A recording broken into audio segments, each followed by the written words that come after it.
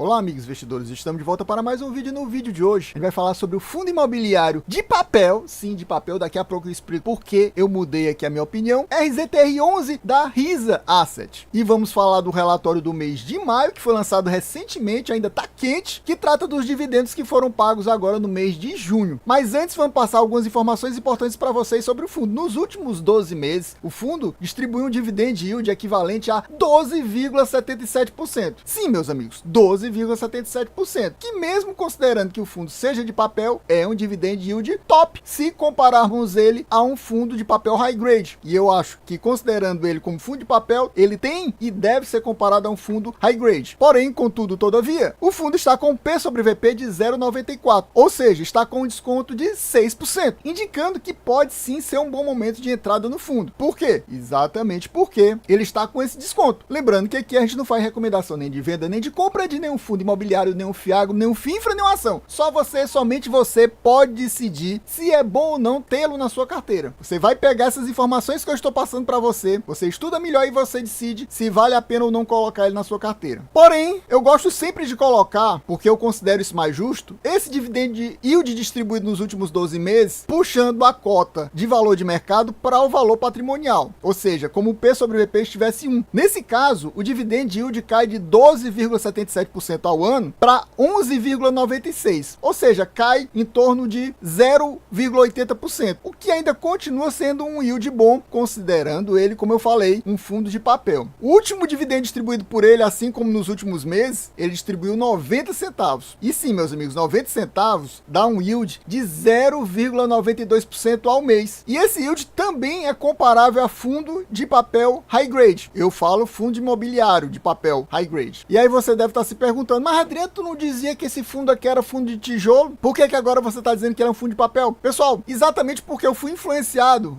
pela uma live que eu assisti do gestor. Não que ele tenha dito lá, o nosso fundo é um fundo de papel, não é fundo de tijolo. Ele não falou isso. Mas do jeito que ele falou, dá a entender que o fundo deve ser comparado a um fundo de papel mesmo, porque ele é um fundo, na prática, é um fundo que empresta dinheiro aos fazendeiros. Na prática é isso. Ele pega a fazenda como garantia, é como se fosse uma garantia já executada, o que é top demais, porque se der problema, se o cara deixar de pagar, a fazenda que já é do fundo pode ser vendida, mas a intenção deles não é ficar com a fazenda. A intenção é que a fazenda funcione só como uma garantia, porque o que eles querem mesmo é receber o dinheiro, e principalmente sem atraso nenhum. Inclusive, além do arrendamento, ou seja, do valor da locação daquela fazenda, eles querem receber o valor que representa a opção de recompra daquela fazenda. Basicamente é isso. Apesar de ele ter um pouquinho realmente de fazenda, que ele usa uma das estratégias, que é além de equity, para ter um ganho de capital sobre essas vendas dessas fazendas. São as únicas fazendas que são realmente do fundo, e o fundo não tem essa intenção de alugar, de arrendar para ninguém, e sim de vender para ter ganho de capital e até dessa forma aumentar os dividendos distribuídos pelo fundo. Foi o que ele fez no ano passado com a Fazenda Roma, e que até agora ele está distribuindo dividendos e ainda está com reserva em caixa muito boa para distribuir dividendos por causa dessa venda da Fazenda Roma que foi feita no ano passado. Mas no final das contas, como eu falei para vocês, ele deveria ser considerado mesmo um fundo de papel, porque ele está emprestando dinheiro para os fazendeiros, mas na realidade eles não querem ficar com a fazenda daqueles fazendeiros. Eles querem que os fazendeiros paguem os aluguéis, recomprem as suas fazendas. Entrando aqui no relatório do mês de maio, como eu falei para vocês, que trata dos dividendos que foram pagos agora no mês de junho, a gente tem as seguintes informações. Primeiro, aquela informação que eu já tinha passado para vocês, que o fundo está distribuindo 90 centavos por cota. A gente vê aqui que o fundo possui 21 ativos. No último relatório, aqui no topo do lado direito, eu vou colocar um cardzinho mostrando o último vídeo que a gente fez, e lá a gente vê que o fundo possuía 17 ativos, no anterior era 16 ativos, e agora tá 21 ativos. Você tá vendo que ele tá comprando fazendas adoidadas. É por isso que eu coloquei a thumbnail do vídeo, uma pessoa gastando dinheiro, porque é o que ele tá fazendo, comprando um monte de fazenda. Então, no caso, ele comprou 4 ativos a mais. A gente chegou a falar sobre alguns desses ativos no vídeo anterior também, que o relatório saiu, e pouco depois do relatório já estava saindo fato relevante falando de mais compra de fazendas. Você vê que o fundo atualmente conta com uma quantidade muito boa de cotistas, mais de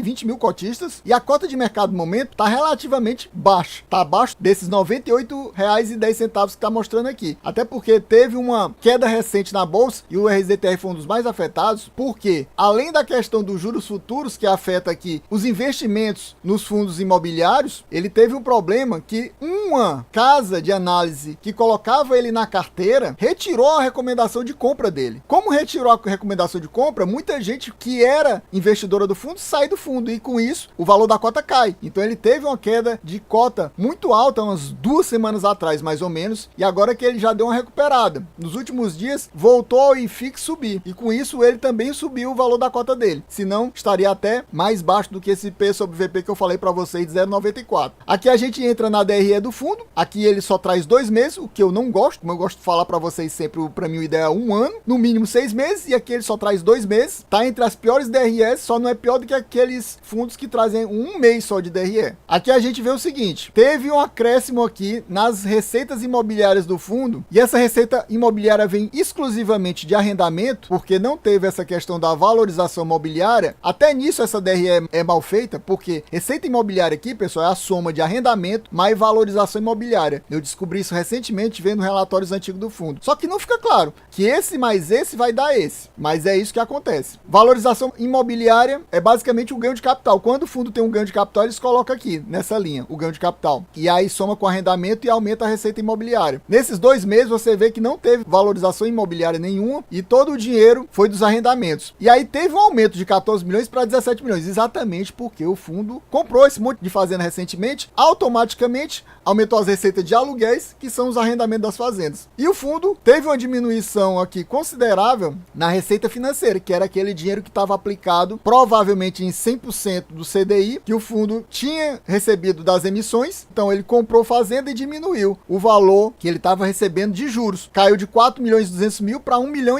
exatamente porque diminuiu o dinheiro aplicado. No final, você vê que o total de receitas, do mês de abril para o mês de maio, acabou ficando quase a mesma coisa. Não mudou muito, porque o que subiu em receita imobiliária caiu em receita financeira. E aí equilibrou as coisas. A diferença é basicamente de 300 mil. Ou seja, é melhor o dinheiro que ele está ganhando com arrendamento do que ele estava ganhando com receita de juros. A taxa de administração subiu, então aumentou receita, mas aumentou também a taxa de administração. No final das contas, não adiantou de muita coisa, porque o lucro do fundo ficou praticamente o mesmo. O lucro do fundo subiu de 16 milhões 229 mil para 16 milhões 440 mil, pouquinho a mais. E você vê que esse resultado aqui, esse lucro por cota, era 86 centavos no mês de abril e subiu para 87 centavos no mês de maio. E como ele está distribuindo 90 centavos, como a gente vê aqui, ele precisou tirar quase nada da reserva. Ele tinha R$ 3,02 no mês de março, colocou 4 centavos para complementar esses 86 e ficou com R$ 2,98. É uma reserva por cota muito alta, meus amigos, quase R$ 3 por cota. Isso aqui é do dinheiro da venda da Fazenda Roma do ano passado. Ou seja, é muito dinheiro que ele tem por cota. É como eu falei, ele poderia estar distribuindo sem problemas 20 a 30 centavos a mais. E os dividendos estarem sendo pagos de R$ 1,10, R$ 1,20, sem ter mais problemas. E eles conseguiriam manter isso por vários e vários meses, porque são quase R$ 3.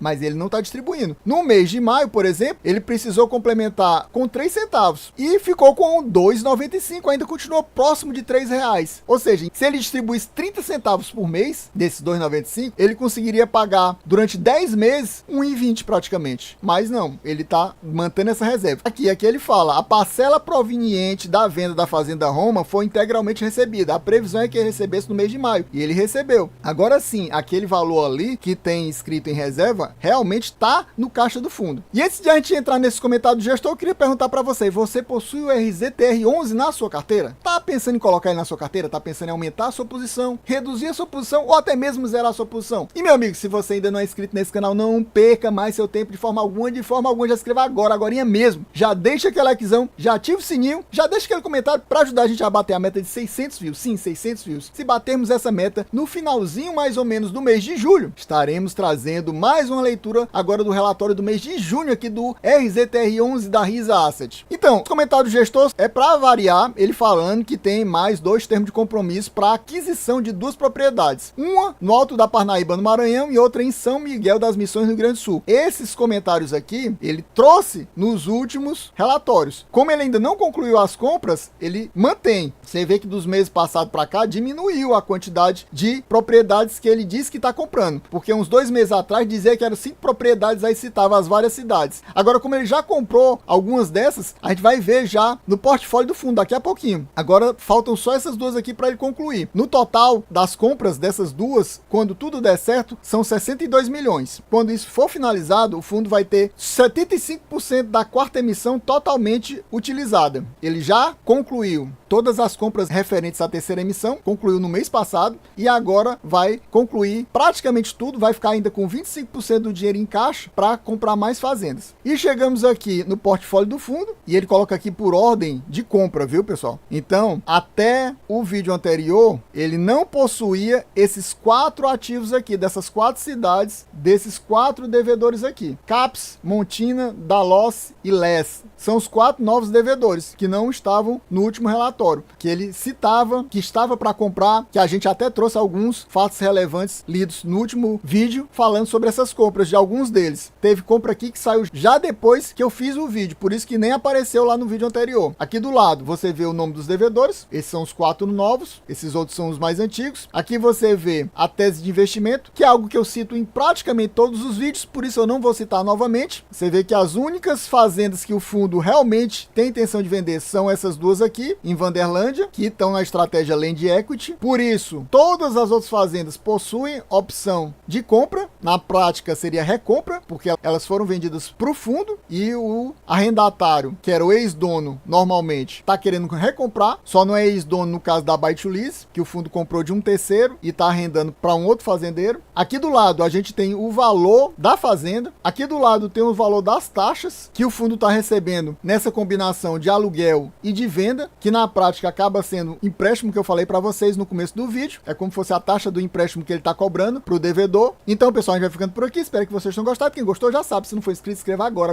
mesmo, já deixa aquele likezão, já comenta aqui para ajudar a gente a bater a meta de 600 views. Sim, 600 views. Se batermos essa meta, no finalzinho do mês de julho, estaremos trazendo o relatório do mês de junho aqui do RZTR11 da Riza Asset. É isso aí, valeu, até a próxima e fui!